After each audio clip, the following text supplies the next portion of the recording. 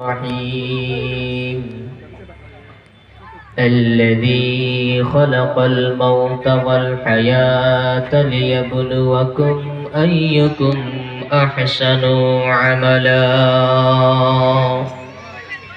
ثم بسم الله الرحمن الرحيم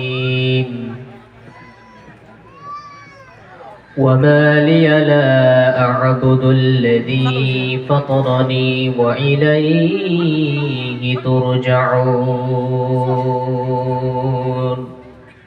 أو كما قال عليه الصلاة والسلام عن ابن سعيد قال النبي صلى الله تعالى عليه وسلم نهيتكم عن زيارة القبور فذوقوها أو كما قال عليه الصلاة والسلام إن الله وملائكته يصلون على النبي يا أيها الذين آمنوا صلوا عليه وسلموا تسليما درد اللهم صل على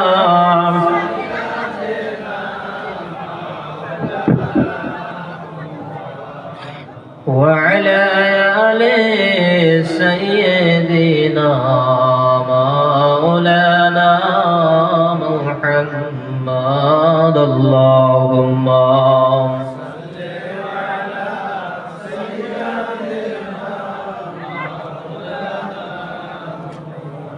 وعلى آل سيدنا مولانا محمد مفاتيما كدبالي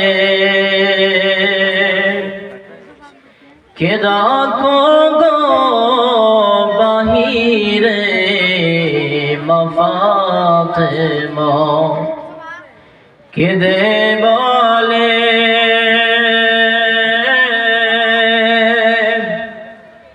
কে দেখো গো বাহিরে দেখা তো না করতে পারবো আমার বেমারে আল্লাহুম্মা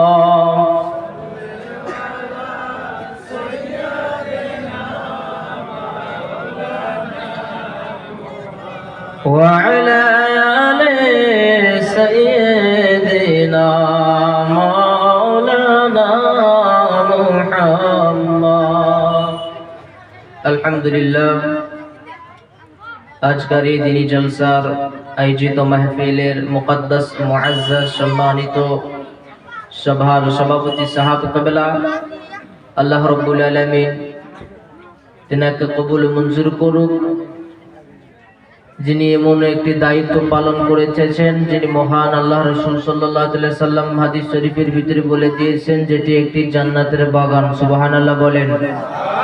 সে জান্নাতের বাগানের দায়িত্ব পালন করতেছেন হাফিজ সাহাবকে আল্লাহ রাব্বুল আলামিনের স্বাস্থ্যকে সুস্থ রেখে মরার আগ মুহূর্তে যেন দ্বীন ইসলামের কাজ করে যেতে পারে, সকলে বলি আল্লাহুম্মা আমিন।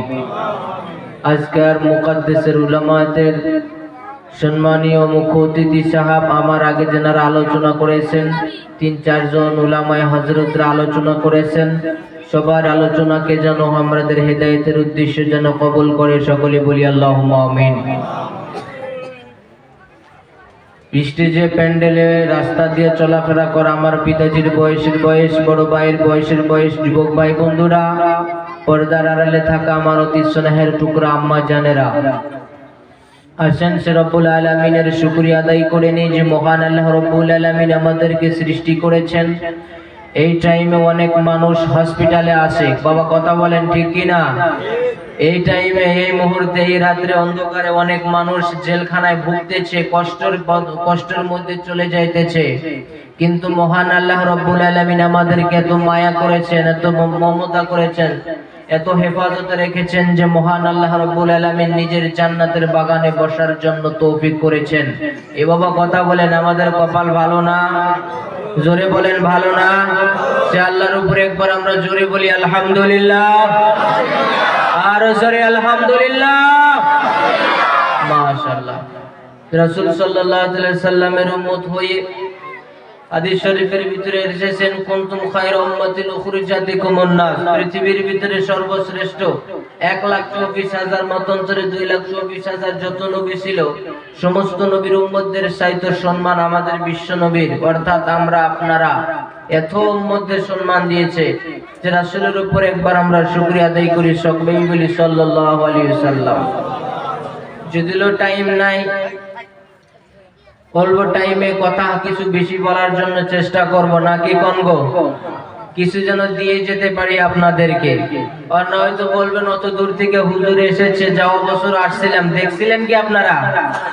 মনে পড়েছে? কিছু না দিয়ে গেলে আবার কি বলবেন, যত দূর থেকে হুজুর এসেছে কি দিয়ে গেল আমাদেরকে, কি আমল করব? তো আমার জন্য দোয়া করবেন, আপনাদের দোয়া যত ভালো হবে আমার কথাও তত ভালো হবে। অতটুকু যোগ্যতা আমার নাই। উত্তর প্রদেশ পড়তেছি মুফতি, 1 বছর পড়লাম, আরো 1 বছর লাগবে মুফতি পাস করে। দোয়া করবেন তো সবাই ইনশাআল্লাহ। আমার স্বাস্থ্যকে সুস্থ রেখে, কণ্ঠকে ভালো রেখে যতটুকু আলোচনা করি আমি মনে করি আপনাদের হেদায়েতের উদ্দেশ্যে যেন হয়। সকলে বলি আল্লাহুম্মা আমিন।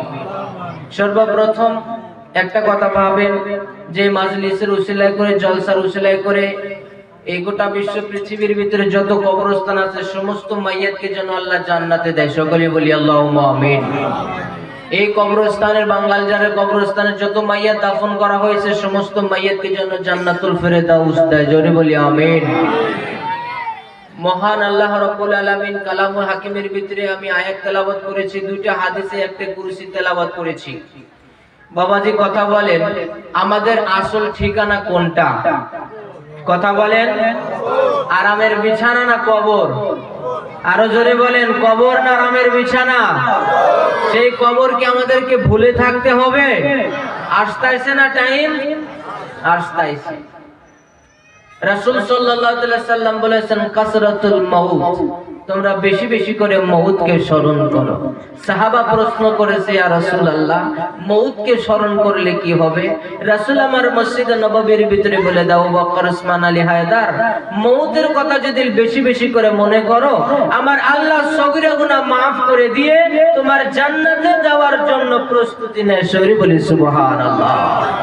হাদিস সহিহ মুসলিম শরীফের ভিতরে এসেছে। আমাদের বেশি বেশি করে মরার কথা স্মরণ করতে হবে, বেশি বেশি করে কবরের কথা আমাদেরকে স্মরণ করতে হবে। আর ভাবতে হবে এই ব্যস্ততা আর থাকবো না, এই কবর আবার আমাদেরকে চলে যেতে হবে। এই দুনিয়া আমাদের থাকার জায়গা না, এটা একটা ধোঁকার জায়গা। কোরআন শরীফের ভিতরে 114টি সূরার ভিতরে একটি সূরার নাম সূরাতুল মুলক। সেই সূরা মুলকের ভিতরে থেকে একটা আয়াত তেলাওয়াত করেছি, আল্লাযী খালাকাল মাউতা ওয়াল হায়াতা লিয়াবলুয়াকুম আইয়ুকুম আহসানু আমালা।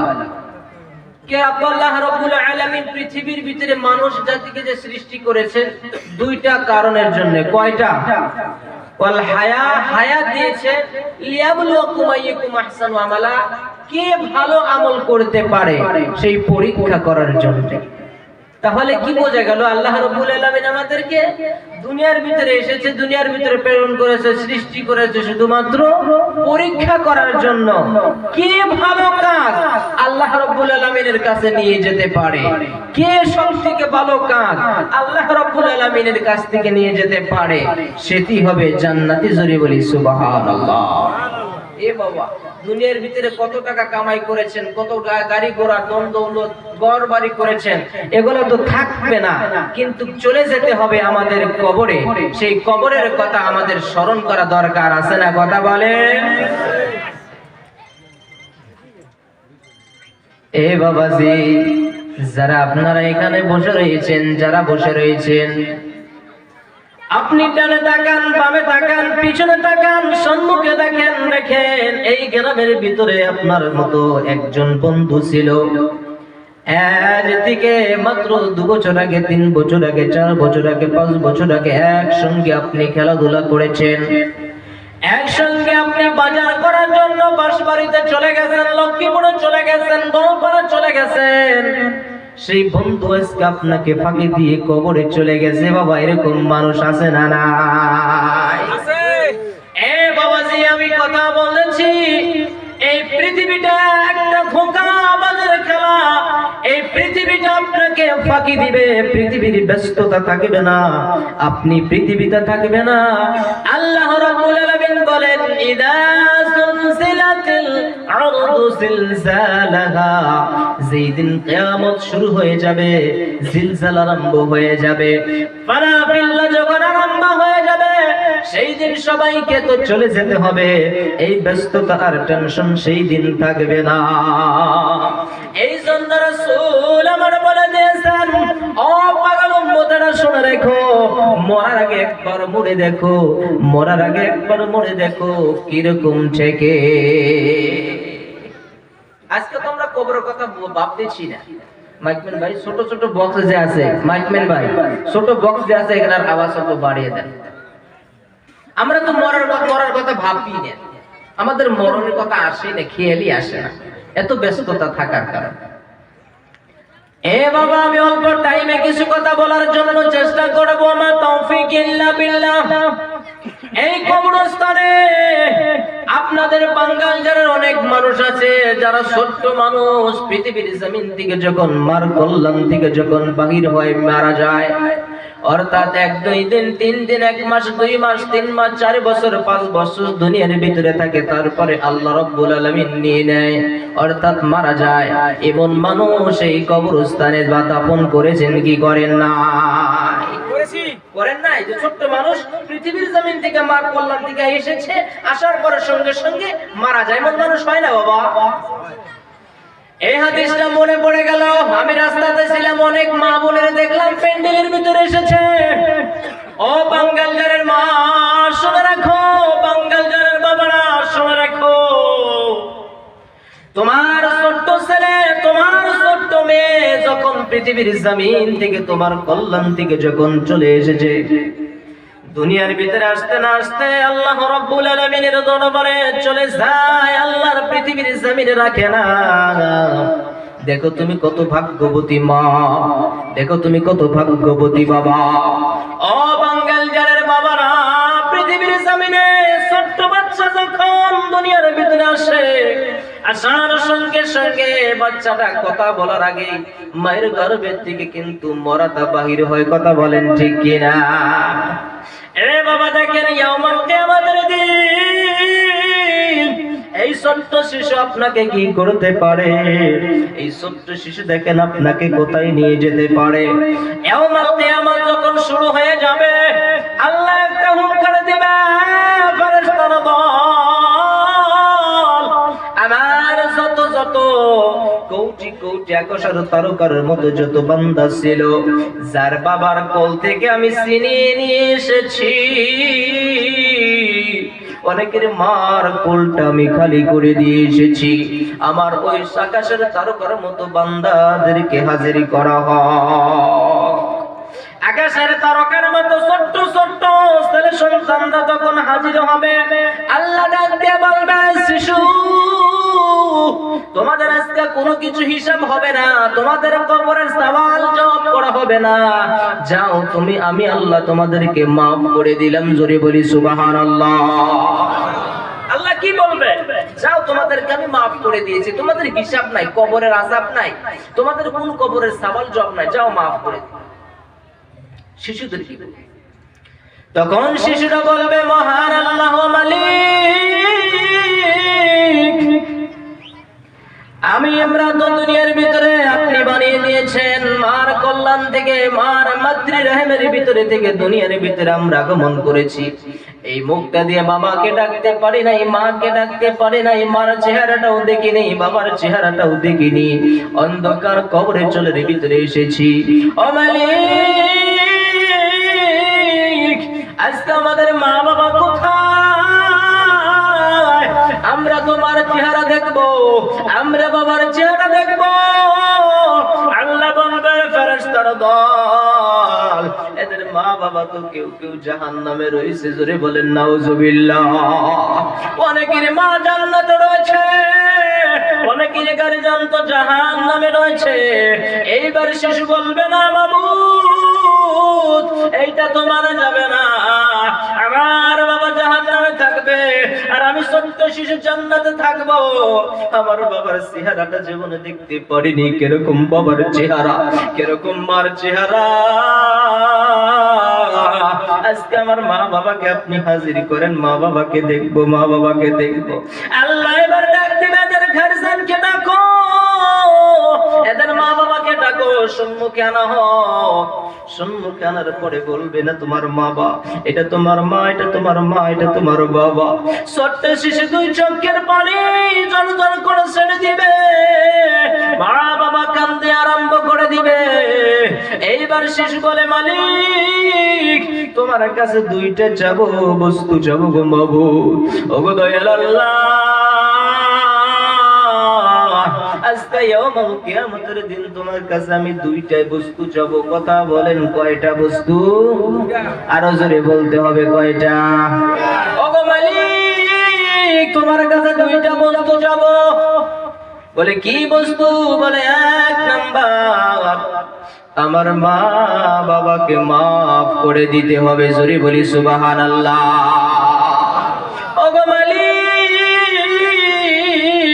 পৃথিবীর জমিনের ভিতরে সগীরা কবিরা শিরকি বেদাতি জেনে না জেনে ইচ্ছায় অনিচ্ছায় বন্ধুর পাল্লায় পড়ে শয়তানের ধোঁকায় পড়ে যতই গুনাহ করেছে আমি শিশু মানি না, আমি শিশু মানি না। তোমার আরশের ভিতরে বলে আমাদের মা বাবাকে মাফ করে দিতে হবে। দ্বিতীয় নাম্বার মালিক আর মা বাবাকে মাফ করে দিয়ে জান্নাতে দিতে হবে। জোরে বলি সুবহানাল্লাহ। ইয়াউমাল কিয়ামতের দিন আল্লাহ থাকবে কাহার, আল্লাহ বলে না না না এদেরকে তো মাফ করা হবে না। শিশু বলে মালিক তাহলে আমরা তো জাহান্নামে চলে যাব। আল্লাহ বলে অসম্ভব, জান্নাত থেকে কোনো মানুষ বাহির হইতে পারে না। একবার যে জান্নাতে প্রবেশ করে আর জীবনে বাহির হইতে পারে না। অর্থাৎ জাহান্নামে কিছু শক্তি ভোগ করার পরে তাকে জান্নাতে অবশ্যই যেতে হয়। এ মালিক আপনি যদি আমার মা বাবাকে মাফ না করেন আমি ছোট্ট শিশু জান্নাতে যাব না। এরকম ভাবে আবদার জানাবে মালিক দুনিয়ার ভিতরে যত গুনাহ করেছে কোন গুনাহ মানি না, আজকে মাফ করে দিতে হবে। ছোট্ট শিশু তখন বলবে মা বাবা তো দুনিয়ার ভিতরে আমল করতে পারে না, সে ছোট্ট শিশুর কথা তো আর দুনিয়ার ভিতরে স্মরণও করে না। আল্লাহ হুঙ্কার দিবে ফেরেশতার দল,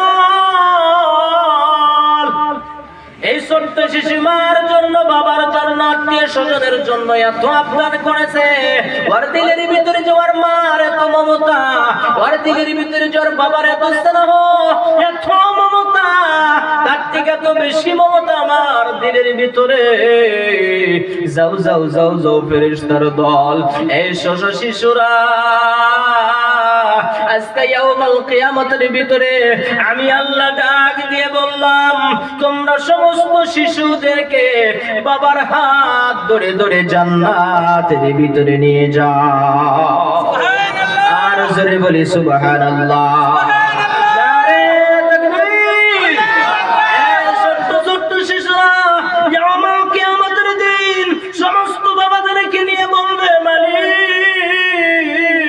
আমি কোনো গুনাহ বুঝি না, আমি কোনো আমল বুঝি না, আমার দুনিয়ার ভিতরে যখন এসেছি বাবার চেহারাটা দেখতে পারিনি, মার চেহারা দেখতে পারিনি, বাবার সঙ্গে কথা বলতে পারিনি। মার কাছে যাবে মা গো তোমার মাতৃরহমের ভিতরে 10 মাস 10 দিন ছিলাম, কত না লাথি মেরেছি তোমার পেটের ভিতরে, কত না লাথি মেরেছি, কত জ্বালাইছি, কত কিছু করেছি, তুমি ঘুমাইতে পারোনি, ভালো করে খাইতে পারোনি, অন্ধকার কবরে আল্লাহ চলা নিয়ে গিয়েছে। ও মালিক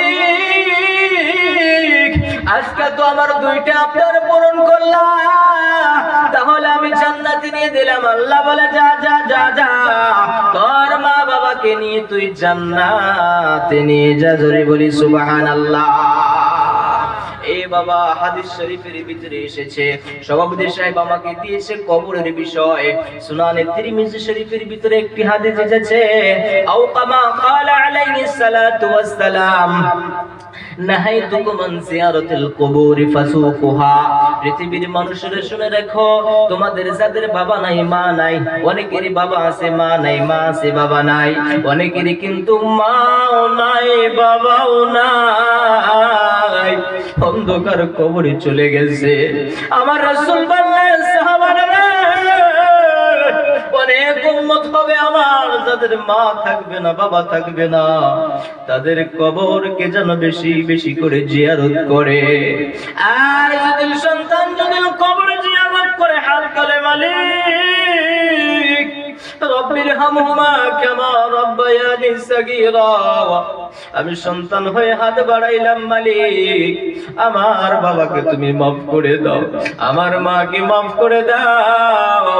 মদিনার নবী বললেন, সন্তান যদি কোনোদিন একটা দিন যদি কবরের সম্মুখে যায় যদি এক ফোঁটা চোখের পানি ফালায় আর সমস্ত কবরে যাব, আমি আল্লাহ মাফ করে দিয়ে সঙ্গে সঙ্গে জান্নাতি বানিয়ে দেই। সুবহানাল্লাহ।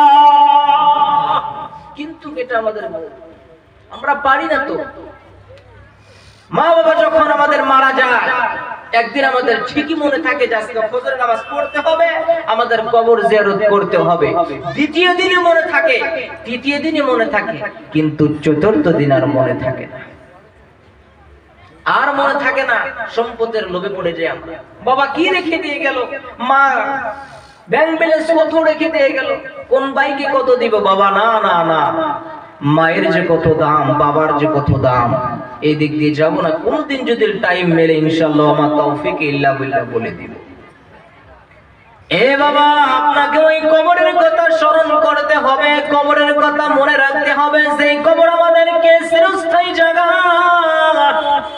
এই দুনিয়ায় ব্যস্ততা কিন্তু সারা জীবন থাকবে না, একদিন একদিন এই দুনিয়া ছেড়ে চলে যেতে হবে অন্ধকার কবরে। এ বাবা, ইয়াউমুল কিয়ামতের দৃশ্য আমি আপনাদেরকে বলি। আর একটা রাসূল সাল্লাল্লাহু আলাইহি সাল্লামের উম্মত হয়েছি আমরা। আমাদের দিনের নবী মুহাম্মদ সাল্লাল্লাহু আলাইহি সাল্লাম 63 বছর জিন্দেগি যিনি কাটিয়েছেন শুধুমাত্র ইসলামের জন্য, শুধুমাত্র উম্মতকে বাঁচানোর জন্য। সে উম্মতের জন্য কি করে নাই, পৃথিবীর জমিনের ভিতরে তাইফের ময়দানে 1 মাইল 2 মাইল 3 মাইল 5 মাইল তিনি পাথরের ঢেল খেয়েছে। তেনার চাচা আবু জেহেল, উতবা, সাইবা, ওয়ালিদ ইবনে মুগীরা সবাই তাকে মারিয়ে রক্তাক্ত করে দিয়েছে। আর বলেছে ইসলাম ছেড়ে দে, ওই কবর মিথ্যা কথা, মরার পরে জান্নাত নাই, মরার পরে জাহান্নাম নাই, আল্লাহ বলে কোনো বস্তু নাই, আল্লাহ নামে কোনো বস্তু নাই, মরার পরে হাসর নাই, মিজান নাই, ফুলসিরাত নাই। কিন্তু মদিনার নবী আমার বলে দিয়েছে, মদিনার নবী আমার বলে দিয়েছে, মক্কাবাসী আবার চাচাদের কথায় তোমরা ফাঁকি দিও না, তোমরা অন্ধকারে তোমরা জাহান্নামে যাইও না। আমি রাসূল বলে দিলাম, আমাকে আল্লাহ আমাকে নবী বানিয়ে পাঠিয়ে দিয়েছে, এই আগুন পূজা মূর্তি পূজাকে বন্ধ করে দাও, আমার পথে চলে এসো। এই বাবা, সেই নবী আমার ইয়াউমুল কিয়ামতের দিন আমাদের আপনাদের জন্য কি করব।